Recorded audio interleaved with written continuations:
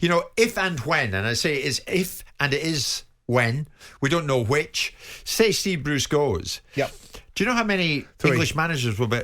3, you're right. Dean Smith, Graham Potter and Sean Dyche. Those would be the 3 left in the Premier League. I just wonder why we don't categorise it as United Kingdom, because managers from the United Kingdom, for me, would be a better perspective. Oh, true. And then you look at it and you say you open it up and you've got David Moyes and you've got Brendan Rodgers. So all of a sudden you're moving into territory where it doesn't look as, you know, as dysfunctional as homegrown That's managers. a good point. So with that point of view, look, it is what it is. You've got a massive net now. The Premier League is such a draw. Once upon a time when the Football League Division 1 was what it was and we were where we were in football terms, of course the leagues were made up of all English managers. When the Premier League became this financial juggernaut, we opened it up to the best in class.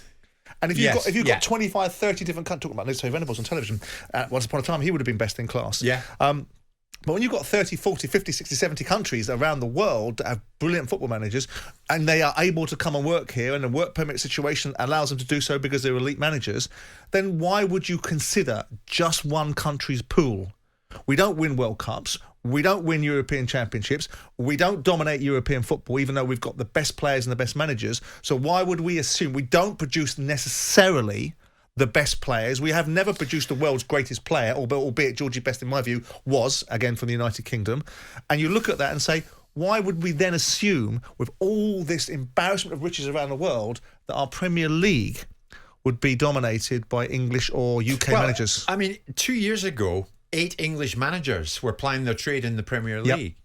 Now there are 3. I take your point, though, about people like Moyes and Rodgers. Is the makeup of the teams, though? If you look at who was in those teams, were QPR in that division? Neil Warnock might have been manager. Were Blackpool in that division at the time? Ian Holloway. So you've got to look at the makeup of the teams and say, some of these, and I want to use the terminology advisedly, some of the lower tier Premier League sides that may not be in the Premier League anymore might have found themselves at time with English managers. Yeah. Palace, up until recently, have had a predilection for English managers. I know they departed into Frank de Boer for 5 minutes, but ostensibly Holloway, Pardew, Hodgson, Allardyce. Yeah. There were certain managers that fit certain clubs. Then you had West Bromwich Albion that are now no longer there with Tony Pulis, and so on and so forth. Well, I mean, this is what suggests that it's cyclical as opposed to a period of stagnation.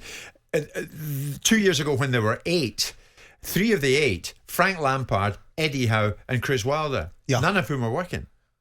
Okay. Which suggests it's cyclical. Well, you would suggest that maybe Eddie Howe's not working through choice.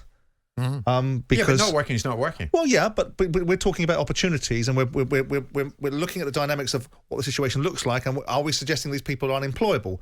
No, we're not suggesting that. We're suggesting that ultimately, at this moment in time, they're not in jobs. Right. Chris Wilder, is out of a job because of the situation at Sheffield United. Eddie Howe is out of a job because Bournemouth turned down the Celtic job, so we're led to believe, which is arguably one of the biggest jobs in UK football. And Frank Lampard, well, he's an apprentice. He's learning his trade. He's still at the stage and getting to the point where he shouldn't be because he's getting to his early mid-40s now. And what about that? In the Telegraph this morning, Lampard and Favre in the frame for Newcastle. Do you think, with all due respect to Frank, no? Look, opportunities that you take are the ones that you best see fit for yourself. If Frank Lampard is fortunate enough to be offered an opportunity at Newcastle, I would think he'd want to bite an arm off at the shoulder to take that job. Yeah. But as far as experience is concerned, he doesn't have the prerequisite experience to go and A, dig Newcastle out of a mess that they're currently in at the bottom of the table, and B, perhaps have the credentials to manage a club that's going to have possibly unbridled wealth behind it. Well, again, someone close to the new people in at Newcastle this morning told me Lampard is just the name of the day. The name of the day. Well, they're going to get loads today. And they'll get loads. Tomorrow will be somebody else. Jim White and Simon Jordan. Monday to Thursday morning, 10 till 1. On AM, on DAB, via the talkSPORT app and on your smart speaker. talkSPORT.